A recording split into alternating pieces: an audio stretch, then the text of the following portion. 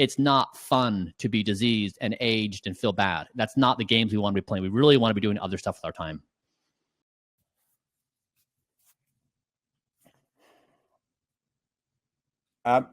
Great stuff. Bryan, thank you so much for taking the time to talk to us about this. You're looking great, obviously. What are you doing? Explain to us what your life mission in this area is. The Project Blueprint really was this question we were exploring as people have been pursuing the fountain of youth since the beginning of humanity. And typically the story is a group of people in a boat in a jungle going to some sacred temple for an elixir. And we wanted to pose the question, is the fountain of youth here now? It's just hiding in tens of thousands of scientific publications and an extremely rigorous protocol. And that's what we've been exploring. So tell us what you do. Tell us what your daily routine is like, and what you managed to do. It begins at 5 a.m. and I do maybe 100 plus protocols in a given day. So what we do is we measure every organ of my body: pancreas, liver, heart, kidneys, and then we look at the scientific literature. We create clinical guidelines and protocols, and then we just implement that. And so I agreed as part of this process to not use my mind to make decisions. So I don't go to pizza parties or look at a menu at a restaurant. We just go through this process of measurement, evidence, protocol creation, and implementation. So my day is basically running through the entirety of what the science says to do to slow my rate of aging and reverse the aging that has happened. So what does that mean? So does that mean you drink a load of water? Does it mean you exercise all the time? Does it mean you sit in the right light? Tell us what that means in practice. If you divorce pleasure and you divorce impulse, which is what you're saying here, your single-minded pursuit of simply what's the best for your body, what does that mean? I'll give you an idea of the first few hours of my day. So I wake up and I weigh myself on a scale, looks at my body fat, hydration levels, muscle mass, vascular age. Then I do my body temperature, my inner ear temperature. My body runs 3 degrees Fahrenheit lower than normal because of my routine. I do HRV therapy, which is modulation of my nervous system to calm my nervous system. I then drink what I call the Green Giant, which is a bunch of vitamins and minerals with 52 pills. I work out for an hour. Then I eat a few pounds of vegetables and a few things in between, and then I'm ready for the day. So you get the idea. It's roughly like that for the entire day.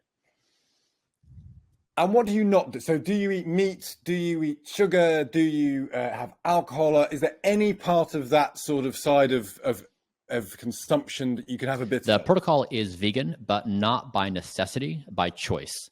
So Blueprint does not express opinions about veganism versus eating meat. A vegan diet. No, I do not drink alcohol, and I also do not drink. I don't consume sugar. Caffeine? Through tea, yes. Okay, but you wouldn't have coffee. I don't have coffee. So the question, I think everyone listening to this, look, I think people have on a spectrum of this, because I only eat one meal a day. I drink green juice. I exercise every day. So I'm what people would say a little bit mad. People will look at you, Bryan, and say you're totally mad. I think you must realize that. Why are you doing this? Because if you reduce your life to just a set of biological processes, why do you want it to last so long? Because you're effectively, some would say, you're removing the pleasure principle from this life. Is what everyone responds with, is they look at my lifestyle and then they quickly run through a list of all the things that they couldn't do if they were doing this, and they consider their life not worth living if they can't do those things. And what's interesting is I've seen this happen dozens and dozens of times, is once people do this, they reacclimate to it and they say, I cannot believe I lived any other way. And I now find so much more joy in the following new ways. And so it's helpful for people to realize it is a natural response to reject anything new and to think that what you're doing now is the only way you can achieve happiness. But my basic idea here is in this entire project is if we could demonstrate that one could effectively neutralize aging, and that could just become automatic throughout society. It's not something a person like myself has to do, but it's just automatic in society. We might elevate our aspirations and find new fun games to play. And that's really what I'm trying to get at is it's not fun to be diseased and aged and feel bad. That's not the games we want to be playing. We really want to be doing other stuff with our time. Are you a narcissist, Bryan? Am I qualified to diagnose myself? Yeah, well, why not? I mean, do you look at yourself and think, hang on a second, I'm too obsessed. Life to a certain extent is about looking outward. It's about interacting with others. It's about just mucking in. And you're saying, actually, I'm focusing inward on what it will take to make myself as perfect as possible. Some would say that is a narcissist. I've read a few hundred biographies of people who have changed the course of humanity throughout history. And the people I admire the most are those in their time and effort, time and place, who are able to identify a point on the horizon that's invisible to most everyone else, go after that thing and open up the horizon. And once they do, others want to do it as well. I think in the early 21st century, when we look back at the soberness of the moment, it was the ability to neutralize the speed of aging, both slowing it down and reversing it. And it will just become a new norm. And so if you want to call that narcissistic, that's fine. But I really think this is the frontier of being human. It will soon become normalized. Everything like this always goes through a process where it's rejected. People have, they challenge the situation because it's contrary to status quo. I think this is one of the most important things that we could be focused on, is basically everyone feeling their very best. Do you have a family life, Bryan? Can you do this with a partner, with children, with the pressure? The pressures of life get in the way, is what a lot of people say. That I could look after myself brilliantly if I didn't have to work, if I didn't have children, if I didn't have responsibilities and obligations. Have you shucked off obligations? No, I'm a father to 3 children, and I'm a devoted father. I take great pride in taking care of my children. My son is, I have one child in college. There was 17 with me here at the house, and he's on Blueprint entirely. And so it's a family routine. It's so fun, for example, when we're so serious about our nighttime routines, our bedtime, getting good sleep. When our bedtime arrives, it doesn't matter what we're talking about. It doesn't matter what we're watching. It doesn't matter what we're doing. Everyone stops mid-sentence, turns the lights off, and runs to their bedroom in a dramatic fashion to be humorous, because we want to playfully acknowledge every day how important sleep is to us and how we feel about life. And so it's a family affair. We have great fun with it. Again, people's intuitions are that this smothers happiness. It does the exact opposite. When people do this and look back, they think, man, I was miserable and I was so desperate to justify it because I know I just feel like I couldn't change. But they see on the other side, it's wonderful, feeling great. What time is bedtime? 8:30. See, here's the thing. I get up at 10 to 3 in the morning because I do this breakfast show. So I get up at 3 in the morning, which is the middle of the night. So I go to bed religiously at the same time at 8:30, but I have to get up at 3. So would you, is that why I look so old? Is that why I look so old and you look so young? You look great. And it's also what's going on the inside. I mean, one thing we did on this is there's a test we launched with the Rejuvenation Olympics where one can measure their speed of aging. So just like someone can say their weight or their height or how much money they have in the bank account, this new test looks at state-of-the-art markers in the body and says, how fast is your body aging? I slowed my speed of aging by 28%. That means I get roughly part of September, October, November, December free every year while everyone else is aging. So this new test can make it a new norm. Like, how are you doing in life? Well, my speed of aging is blank. There's one number that captures that. And at the minute, how old are you? And you have measured your age. So how old is your body's age and how old is your actual age? I left my mother's womb 45 years ago. My body is aged a few hundred different age markers because the pancreas is an age, a heart is, the lungs can be characterized through a dozen different kinds of ages of function and anatomy. So there's no one number for my body age. It just is measured across hundreds of measurements. And is this sustainable then? This is something that you could do. And I guess people will be listening to this and there'll be some people thinking, I can get involved in that.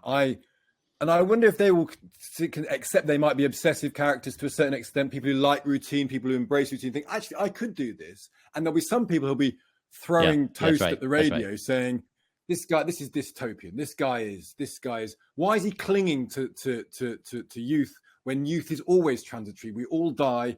We all get old. Entropy is just a force of nature. We can't fight that. Yep. I mean, is this sustainable for everybody? I mean, everything is impossible until it isn't. And so I've been spending millions of dollars a year building out this protocol based upon the best scientific evidence available. I've made it all available at no cost. So a person can implement this. They don't have to spend millions of dollars. They can do so for less than $1,500 a month.